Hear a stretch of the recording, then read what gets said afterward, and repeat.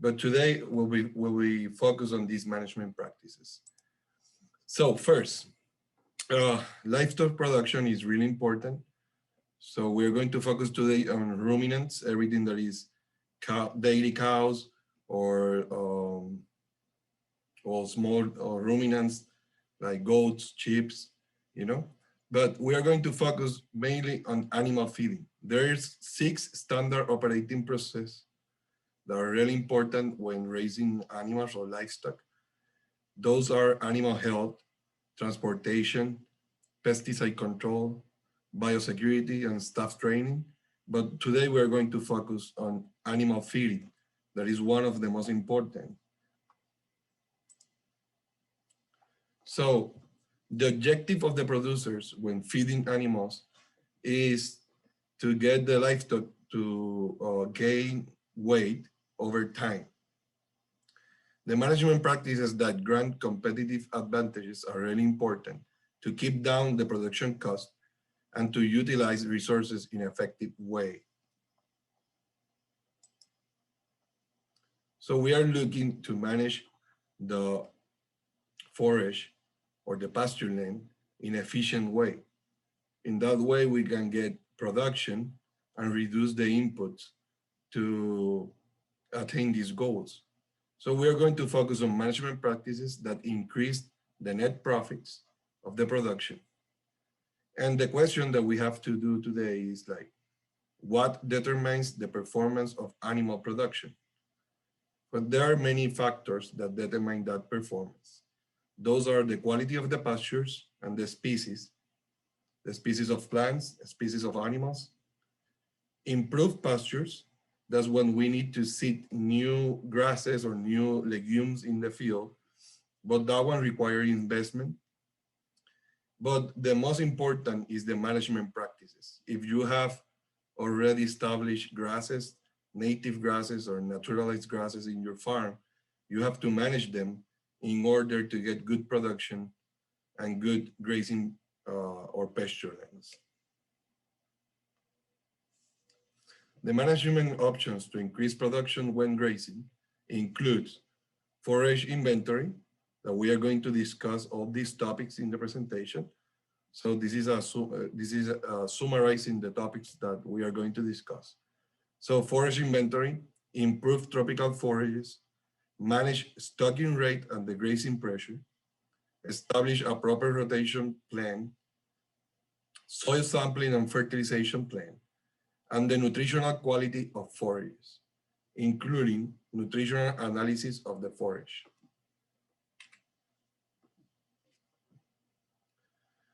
Another management options that we have to increase the production is the integration of legumes in the pastures that we are going to discuss that improve the genetic potential of your livestock that will be related to select those animals or that genetic that allows you to get good performance and good production.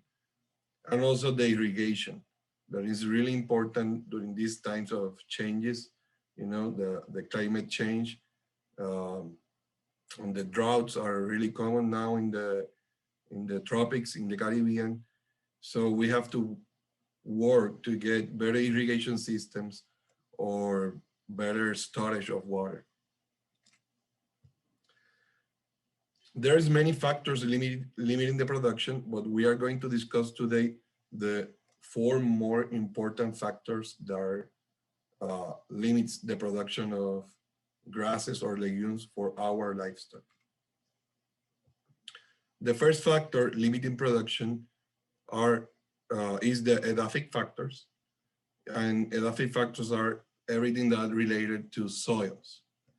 The physical, chemical, and biological properties of the soil. So it's really important to know the pH of your soil, the nitrogen, phosphorus, potassium, calcium, magnesium of your soil, and the importance of symbiotic nitrogen fixation. We are going to discuss also pasture lands. What is the difference between native and naturalized pasture lands or forages? The pasture composition, the animal stocking rate and carrying capacity. We are going to define those terms, but later on, there will be a link in the presentation where you can see a video explaining how to calculate stocking rate and carrying capacity, because it's a extensive topic, and we will need a complete class to explain that. So today we are going to explain just those definitions: grazing pressure, grazing systems, and the dry season management. Another important factor will be the climatic factors, how we manage water, light, and temperature. And the last one, but is a really, really important one, is the forage species and cultivars that we use. So the type of grass or legumes that we are using in our farms or that we have established in our farms, and the animal or livestock species that we are raising. So let's start with the edaphic factors or soils. Something that every producer has to do is to take soil samples every 2 to 3 years. That information, that analysis will provide you the amount of nitrogen, phosphorus, potassium, and other elements that you have in the soil. It's important to know that grasses grow really good in pH of between 5.5 to 7.5. If the pH is lower than 5.5, then you will have to apply lime to correct that pH. In here I have the NPK. NPK means nitrogen, phosphorus, and potassium. There's a formulation that we commonly use here in Puerto Rico. That is the 15-5-10. That means that there is 15 kilograms of nitrogen in every 100 kilograms of fertilizer, or 5 kilograms of potassium in every 100 kilograms of fertilizer. So it's really important to take the soil samples. In that way, we can know the amount of nutrients available in the soil. And that's one part of the information that we need. But also it's really important to take the forage sample, because when we do forage sample, we will note the nutrient extraction indicator from the plant. So in that way, we know how much nutrient the plant extract from the soil. With that information, we will develop a fertilization plan, and we will apply the amount of fertilizer needed to grow grasses or legumes. At the bottom of the slide, you can see some numbers there. The ones are the nutritional values that you should find in forage samples that are good for the development of the animals. For example, it is necessary to have 0.1% of magnesium in a forage sample for development. And it's also important to provide 33.4 grams per day per animal of calcium. So if you have that numbers, that values in your forage sample, that indicates that you have a good quality forage, at least in nutrient content. When doing soil samples, you should take at least 10 subsamples per paddock randomly. You can see here in the picture, the best way to do it is doing a zigzag. Then you should mix the subsamples and take a sample of that mixture of soil and send it to analyze. It's important to observe the geography of the farm and divide the paddocks and divide in paddocks that are similar. For example, if you have a flatland, you should sample that flatland separate from the slopes. If you have a humid area, you should sample the humid area separate from the drier areas, because there will be differences in composition of these samples. Another important thing about fertilization is that you should fertilize based in nitrogen levels when you are grazing animals, because the livestock provide a lot of the phosphorus and potassium to the soil. But if you are producing hay or cutting grasses for silage, then you should provide at least 326 kilograms of nitrogen, 123 kilograms of phosphorus, and 506 kilograms of potassium per hectare every year to provide the amount of nutrient that grasses or legumes need for growth and development, and to have a good yield of those forages.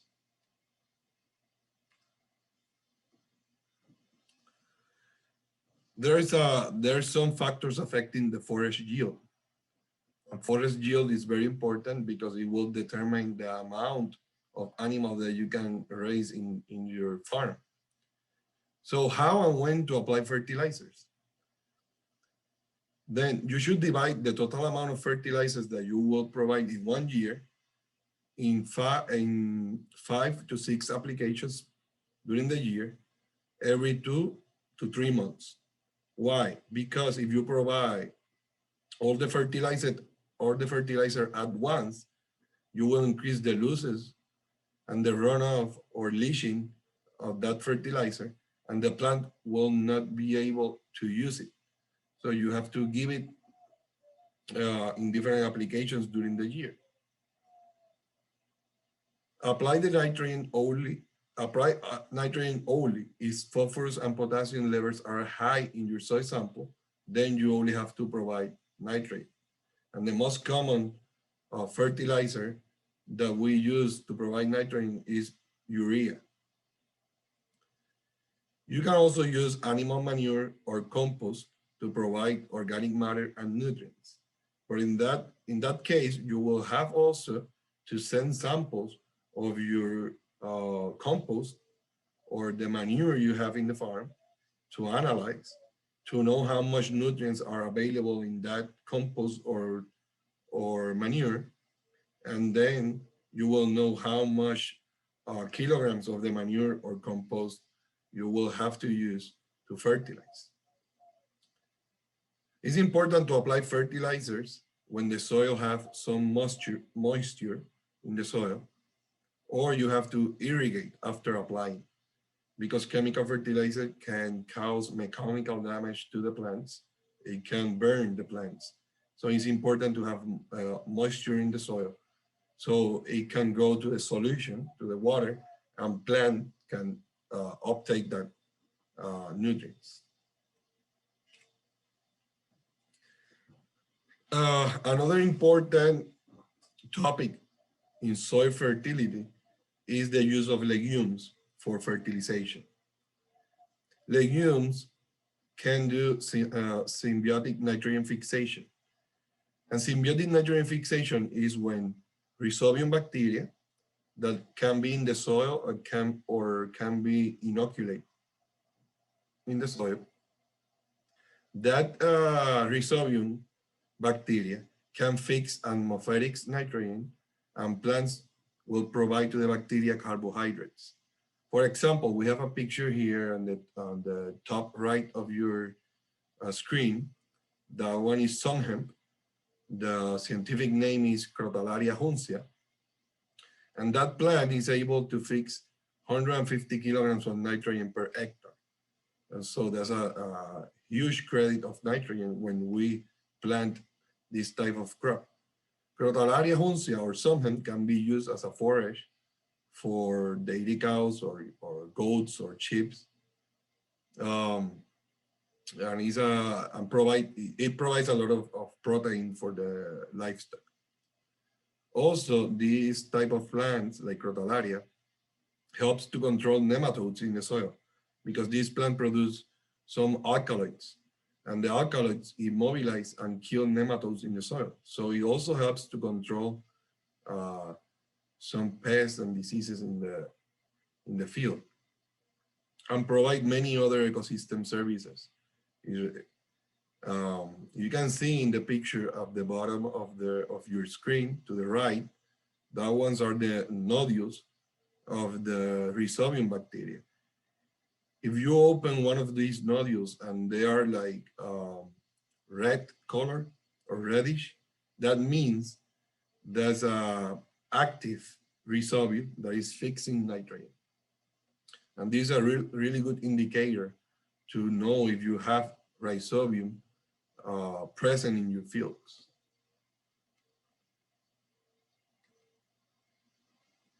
Let's go down and speak a little bit about the pasture factor. The objective of the forage is to manage them to increase the production through photosynthesis. Harvest or graze each paddock every 28 to 35 days to give time for the carbohydrates to accumulate in the roots. So that means you can put animals in a paddock. Once they graze the paddock, you have to rest that paddock for 28 to 30 days at least to get a good regrowth. It's important to give a good resting time to the pasture land to ensure a good regrowth of forage. You can see in the picture at the bottom that I put red circle. So when you're grazing animals, it's important that the plants have at least 30 to 45 days of resting time, so you get a good regrow. And when the plants only have like 28 days after regrow or 30 days after regrow, they are very digestible and very nutritious for the animals. The objective when managing livestock is to increase the intake of forage by grazing, reducing the waste or loss of forage. So when we manage the livestock, we want them to increase that intake because it's the cheapest way to feed animals is by grazing. So you don't have to buy any other concentrate. They are really expensive today. So forages are the cheapest feed. But it's really important to know how much dry matter we have in the farm or your paddocks. For example, dry matter is what remains after extracting water from the grasses or legumes or any type of forage. We can calculate the dry matter content using that formula you have here on your screen. That is the initial weight or humid weight or wet weight minus dry weight divided by the wet weight or initial weight. And that way you can know how much dry matter you have in your paddocks or farms, and that information will help you to know how many animals you can raise in your farm. Dairy cows intake is commonly between 2.5 to 4% of their live weight, or 10 to 15% in green forage of their live weight. Native or naturalized pastures, that ones are grasses that we have in our countries or farms for many, many years. Probably 50, 100 years ago, that or more, it could be 200, 300 years ago, these grasses or legumes or different plants were introduced to our countries, and we use it commonly for grazing.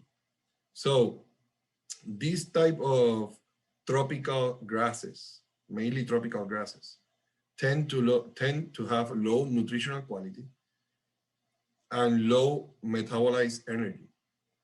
They are high in fiber, and they have low levels of nitrogen and soluble carbohydrates and low digestibility.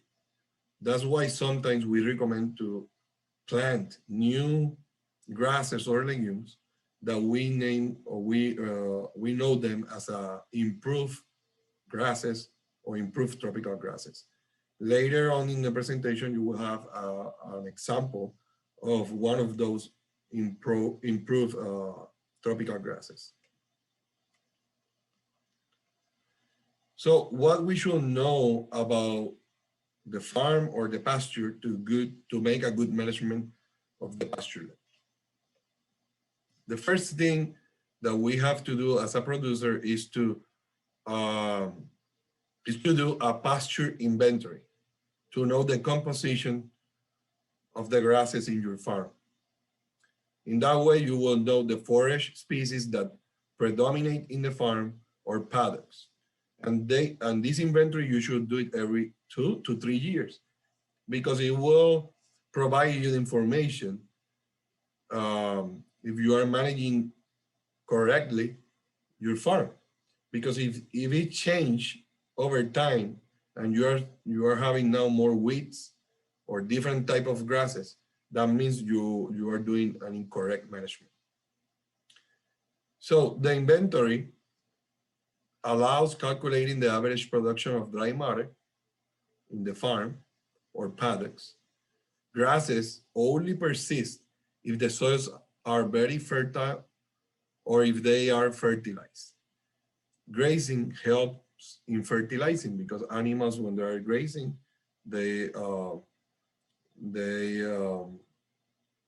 well, the manure will be there, you know, in the paddocks, and they will fertilize.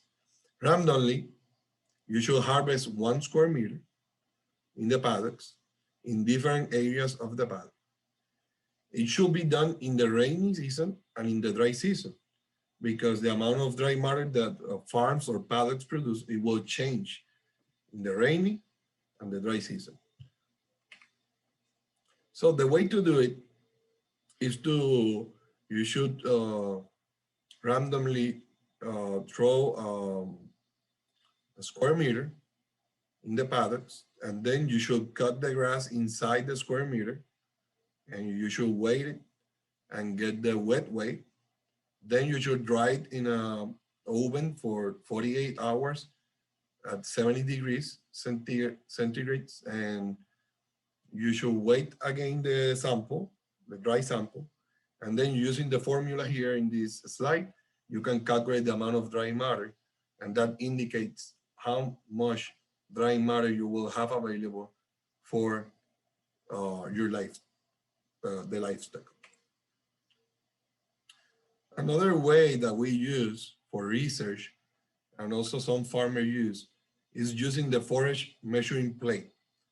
But this instrument or tool is only good to use it when you have grasses that are short. And you should also take some measurements randomly in the paddocks. And this tool, it will tell you how much dry matter you have available in the field. And you don't have to take the square meter or dry the sample or anything like that. You just do some measurements in the paddocks and it will tell you the amount of dry matter you have, but only works, as I said before, for short grasses. Another important thing that we should manage in the farm is the compaction. Sometimes we do soil samples, and when we get the results, everything looks good. There is a good amount of nitrogen, good amount of phosphorus and potassium. Then we do a forage sample and all the results are good. But when you are looking or evaluating your fields, you can see that there is no much regrow and the plants are small and looks like sick or maybe chlorotic, like yellow. That can indicate that maybe there is problem of compaction. And the best way to evaluate that compaction is to buy a penetrometer. That is that instrument that you can see here, or tool that you can see in the picture to the top right in your screen. That tool, when you press it to this into the soil, if you get to the red area, that means you have compaction. So if you have compaction, there will be decreased aeration and infiltration in the soil. So the plants cannot use the water and plants cannot use the fertilizer you provide. So plants will not grow.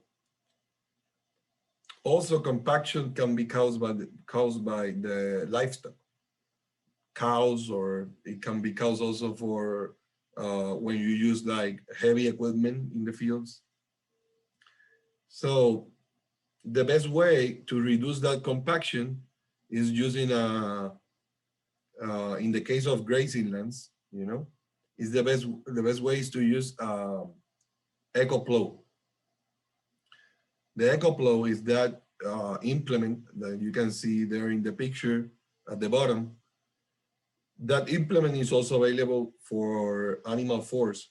If you have like bulls or any other animals, that implement is also available to use it with animals.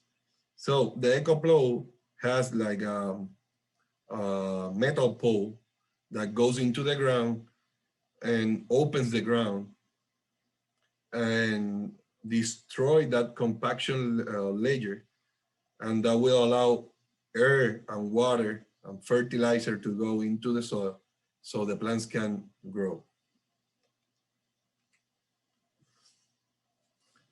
Another important factor when speaking about pasture land is to calculate the livestock carrying capacity.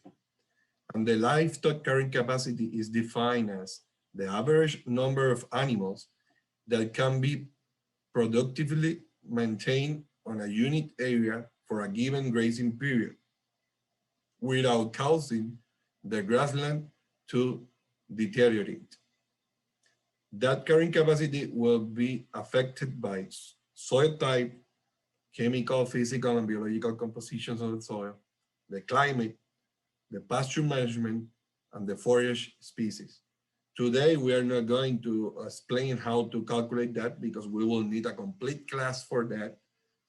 There's many steps, but if you look for information or publications in the web about carrying capacity, it's important to know that they use a unit known as a animal unit. And one animal unit corresponds to a 454 kilograms cow and a calf. So I have a table here for with all the animal units equivalents for different livestock. So a mature cow with a nursing calf is equivalent to one animal unit. For example, a bull is equivalent to 1.25 animal units. And a goat, mature goat, is equal to 0.15. So probably between 6 to 8 goats are equivalent to one animal unit. So this table is important because when you get to look for information in the web about the livestock carrying capacity, you have to know what is an animal unit to understand the information. And then if you are going to calculate the carrying capacity, it's important to determine the effective area, determine the pasture area, determine the grassland conditions, determine the dry matter and energy produced by the pasture, determine the utilization level, compare the energy supply with the demand, and adjust load capacity by slope and distance of the water. That one is also really important. If you are going to see some information after this slide, but in that link there at the bottom of the slide, there is a video that is really interesting and is good, explaining how to calculate the carrying capacity in English. These tables are in Spanish because I couldn't find it in English information, but I will explain it to you because there is the important thing is to understand the numbers. For example, in the first table, there is some correction factors. you can go to the third line. The third line means a place that has a slope of between 34.5 and 47.5% of the slope.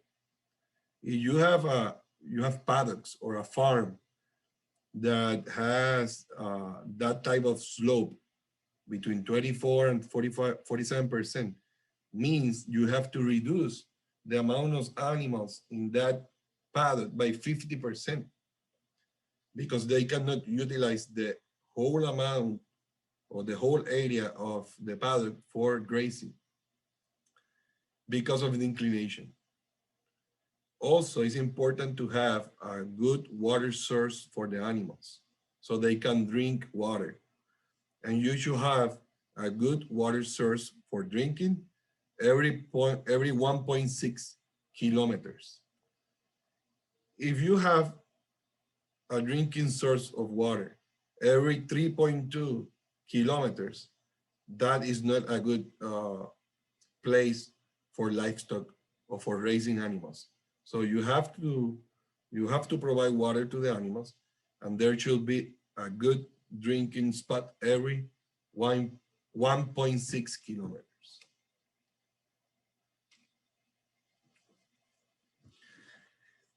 This one is different.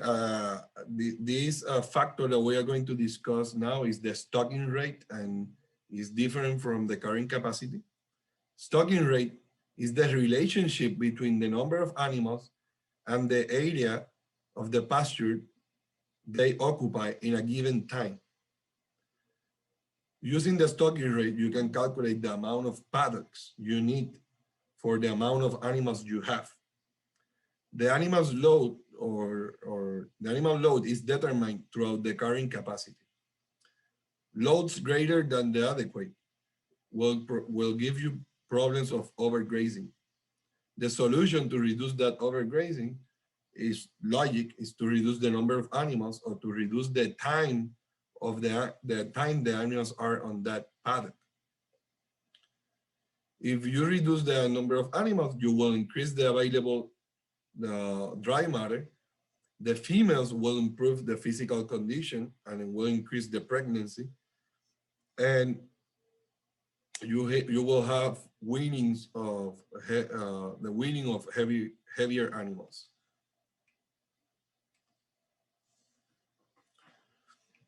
Another important factor that you should manage is the grazing pressure.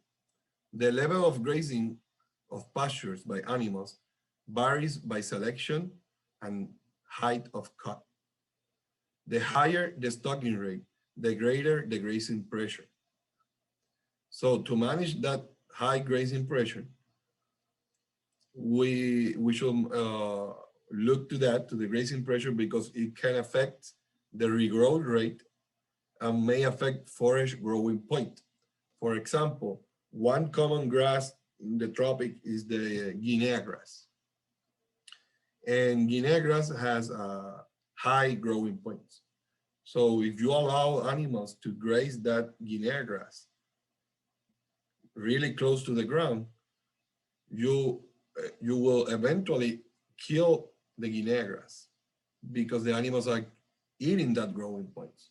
So we should not allow the animals to eat the complete plant. And I will explain that later with a picture. Grazing pressure. When you are grazing animals, there is a critical utilization, depending on the species of grasses. The animals can eat 50 to 60% of the available forage. If they only eat that 50 to 60% of the forage, there will be no deterioration of the pasture and allows better animal performance. The grazing intensity must be managed using rotational grazing because the rotational grazing controls the cutting height and also should be managed using fence or electric fences because when you use electric fence, it controls the cutting height and the selection of the animals. If you put the animals in a really big paddock, they will start eating, and then after 3 days, they will go back to the beginning to eat the regrow because it's fresh and it tastes good. But that will put pressure on on the grasses, and eventually you are going to eliminate the good grasses in the field. So that's important. That's why it's important to use fence or electric fence to control the animals when grazing. So we go back here to the critical utilization. Depending of the species, is 50 to 60%. And I put here a picture with a red line. That means the animal should only eat half of the grasses or legumes that we have in a paddock, because in that way the plant will recover after grazing faster, and we will keep a good paddock for 20, 30 years. Um, there's another important factor that is in the grazing systems. Uh, there's different types of grazing systems. There is a continuous grazing system that are large areas grazed continuously with few divisions that we don't recommend that. There is one named defer that is continuous grazing, but with a rest period inserted in the fields that we also do not recommend that type of grazing. We recommend to use the rotational grazing because the paddocks or areas are divided by permanent or temporary fence that allows better management practices. And what we recommend is to have, I know that there is a limitation sometimes of space or the number of animals that we have, but if you have a big enough farm and you can do at least 30 paddocks, so we recommend to put the animals in one paddock for 1 day and 1 night, and then next day you change the animals to a different paddock. That means if you have 30 paddocks, your paddocks will have 29 days of rest, and you will keep a healthy pasture for the animals.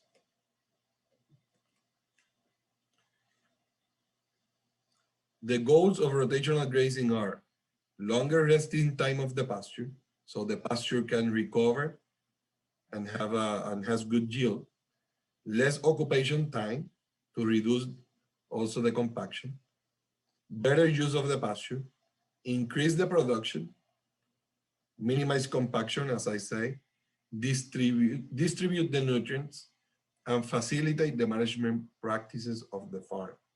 That ones are the goals of the rotational grazing. And that's why we use the rotational grazing. You can see here in the pictures that a good managed paddocks, you can see in the picture of the bottom, the farms, the cows are there in one paddock. When they eat to that level, we should change the animals to a different paddock and rest that paddock for at least 28 to 29 days. So when speaking of rotational grazing systems, there are different types of rotational systems. There is a alternate, the circular, in stripes, and the center link. The alternate is when you have two paddocks and you move the animals between these two paddocks. That is not recommended because it's really difficult to keep the grasses resting for at least 21 or 29 days.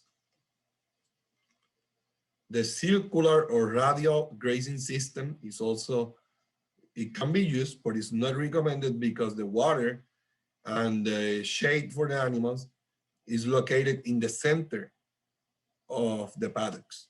So there will be a accumulation of manure and water, and that place you have to clean it because animals can get sick. So we don't recommend that time of rotational grazing. There is another one named the central lane. that is good and it can be used. Central lane means you have like a road in the middle of the paddocks, and then you have the different paddocks to the right or left of that center lane. And it will allow to a good rotational system. But the best one is the rotational grazing system in stripes. Because when you are doing stripes, probably you can use permanent fence, or you can use electric fence, but it's the best way to do it. So when you have these stripes, you put all the animals in that stripe.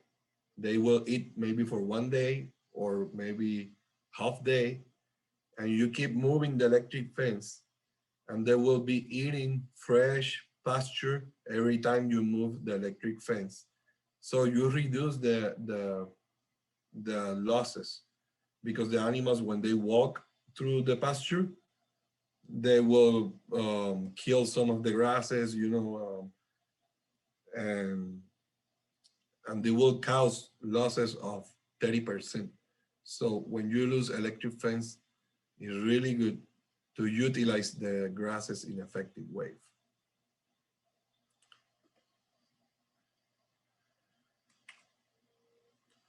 Okay, now we're going to talk a little bit about the climatic factors, because we are in the tropics, most, you know, but we have to correct by altitude. When selecting grasses, when you're going to select a grass that you're going to plant in your farm or a legume, even when we are in the tropics, for example, here in the picture, we have the volcano Cayambe in Ecuador. Ecuador is in the tropic, but the altitude of that place is 5,700 meters. So there in the mountains is really cold, and you cannot use a tropical grass there. You have to use a temperate zone grass or legume. So it's important to know the geographic location that we are when we are doing management practices or selecting species of grasses or legume for the pasture.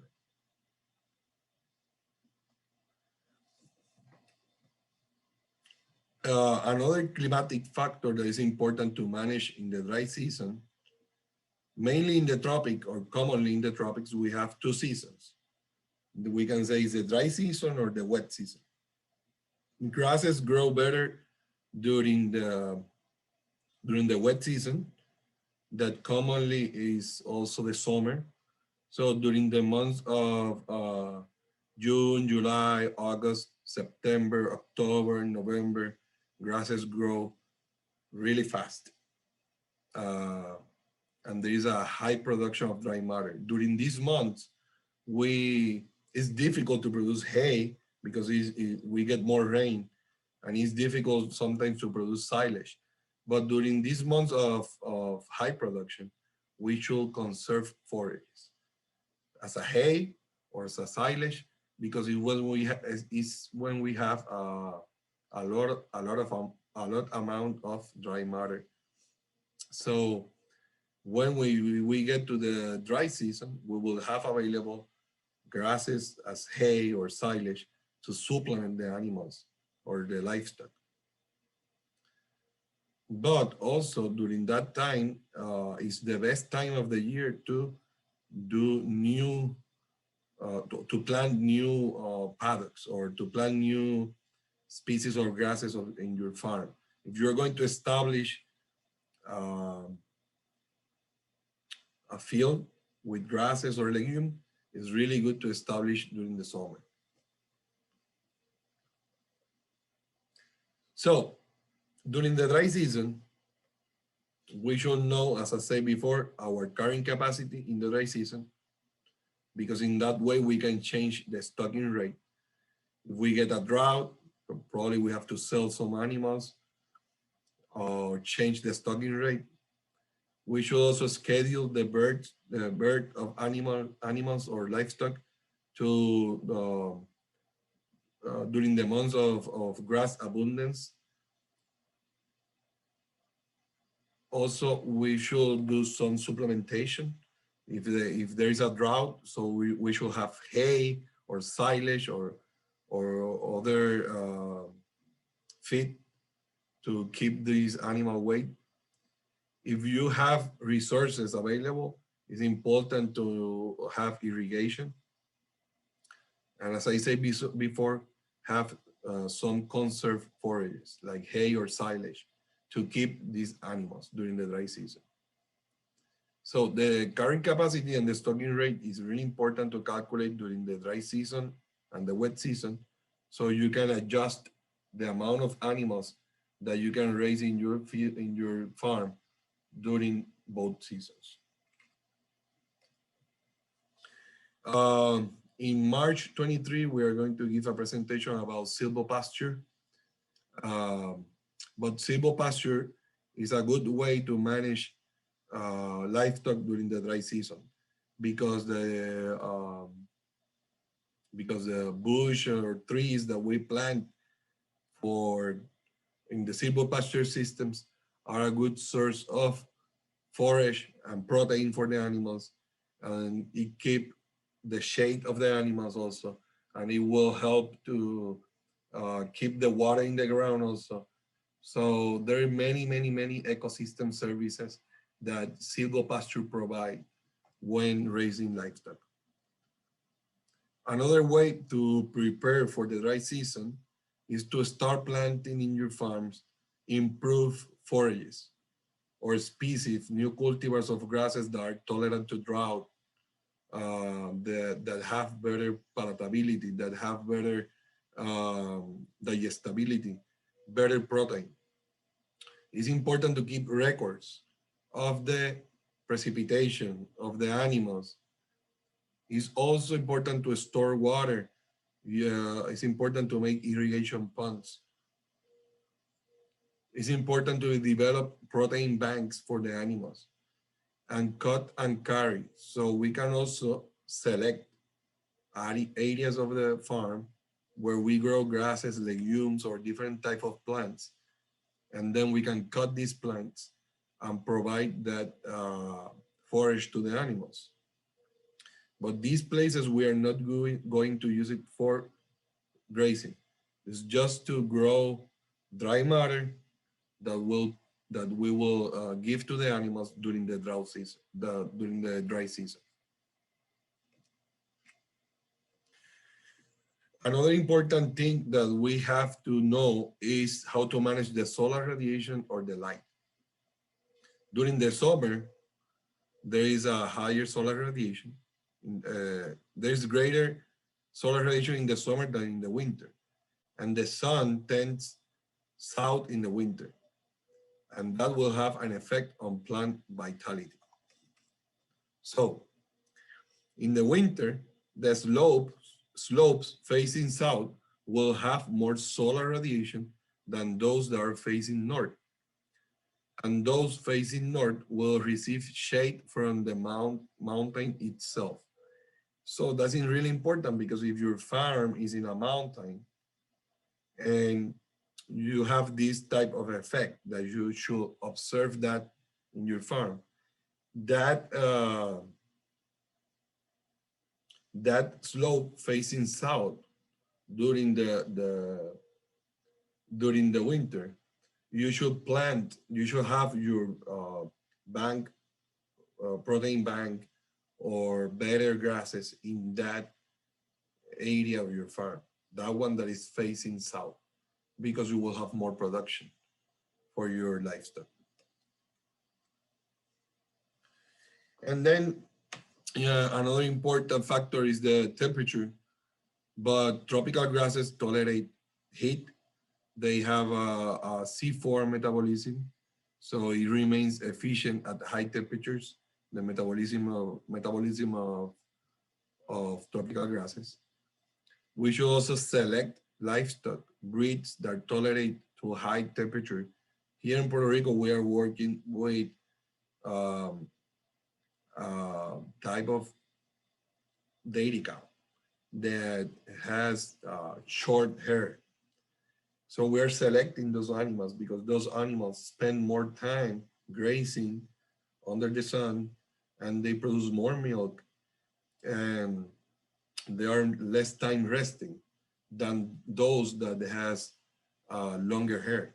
So we are working with this type of breed and selecting, trying to keep that trait in the in our livestock.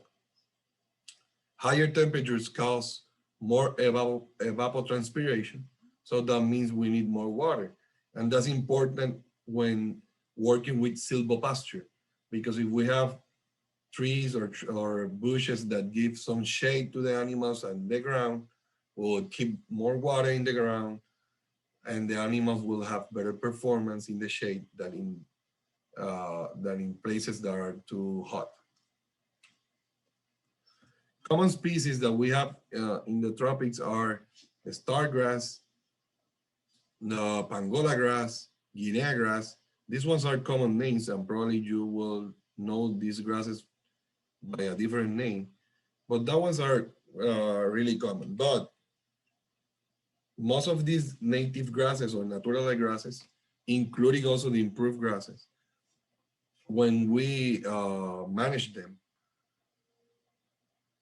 we should, as I said before, we should only allow the animals to eat 50% of the grass or legumes available in the field.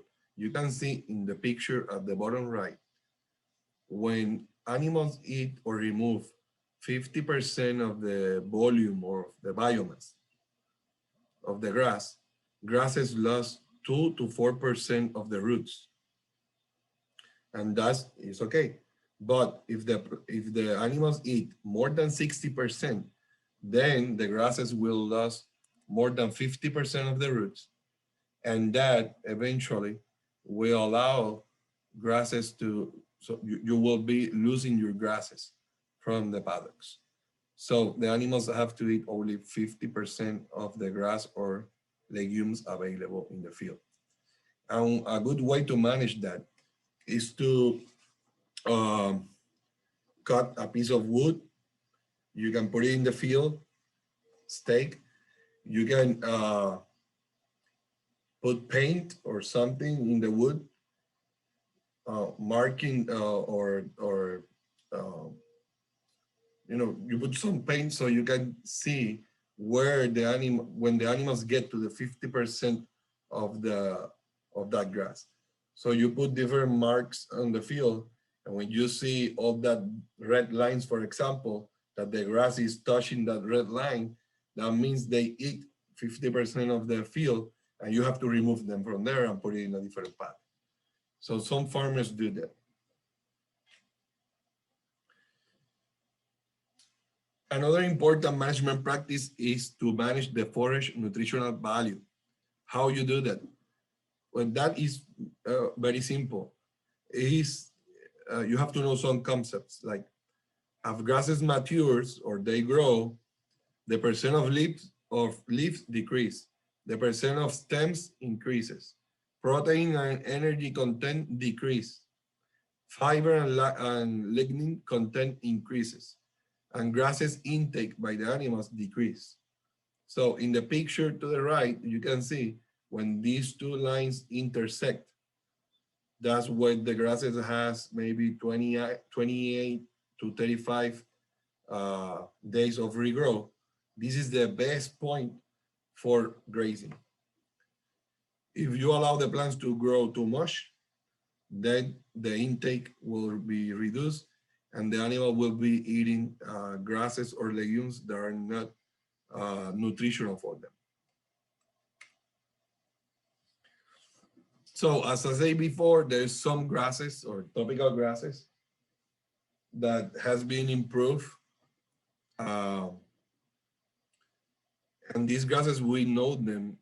There are multiple species. We know them as brachiarias or panicums. The correct name for the brachiarias is urucloas, but a lot of people use the brachiaria to identify them. So these type of grasses, brachiarias and panicums, are tolerant to environmental factors and soil adaptability. They can tolerate drought, acidic soils, shallow soils, ponding, clay soils, and it can tolerate some diseases. They have better quality and nutrition, and they have an increase in production of 26% more milk and 6% more meat only by adopting the use of brachiaria. So these grasses has been developed by the CIAT, is the International Center for Tropical Agriculture, and they have different cultivars of grasses. Maybe you know some of them.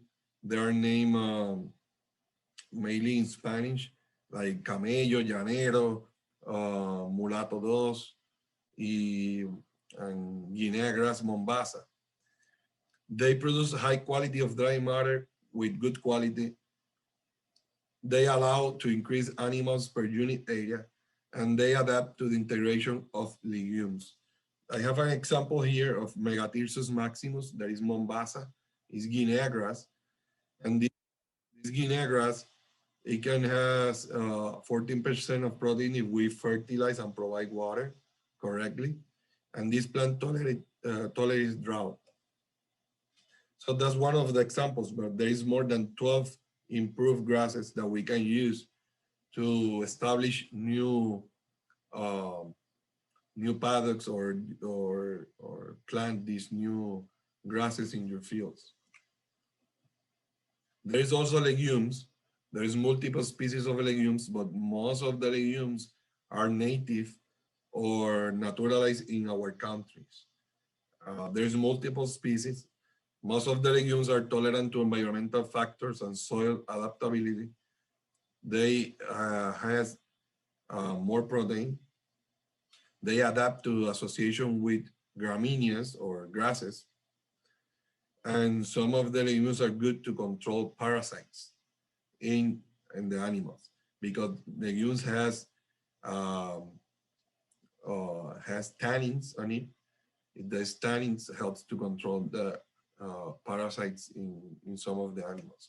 For example, the one that is common, at least in the Caribbean area is common, is Desmanthus. This plant has 22% protein. Animals love it, especially the goats. And it's a nitrogen fixing legume. And you can, there is a cultivar that you can find seeds in the web. The cultivar is named Mark. And it's a good plant to establish silvopasture or to grow it in association with some grasses. And then to finish the presentation, there is important to recognize and to know well the type of livestock that we are raising in our farm, because all the animals are different, you know. So the question is, how do animals graze? Well, cattle or ruminants, they wrap the forage with the tongue and take it to the molars or press it between the teeth and the dental ring and release it with a movement of the head. In the other hand, sheep and goats, they have the dental ring, they have a thinner mouth and more flexible lips that allow them to consume more woody plants. And that is important to know, because in the evolution, sheep and cows are very similar. They like to eat a lot of grasses, but goats like to eat more leaves and stems of woody plants. So if you are raising goats, they will prefer to eat leaves and stems of woody plants than eat grasses. However, grasses are important for goats because it will improve the quality of the milk. In here, you can see that cattle commonly eats 70% grasses, 20% forbs, and at least 10% of trees. Sheep will eat 60% grasses, 30% forbs, and 10% trees. And goats, they eat 20% grasses, 20% forbs, but they prefer 60% of their diet in trees, you know. So it's important to know that habit of the animals to manage them correctly. So to finish, it's important for you to know about other topics. These topics that are important that you should look for information and read a little bit is about the establishment and renovation of pastures, pasture that we are going to give a presentation in March, and tropical improved forage species. So you can recognize these different type of grasses and legumes that are available, that we have seed available. So you can establish new pasture lands that can tolerate drought or can tolerate wet places that has better quality, better digestibility, better protein, and that is a way to prepare for the climate change and to prepare to the diseases that are affecting, you know, our crops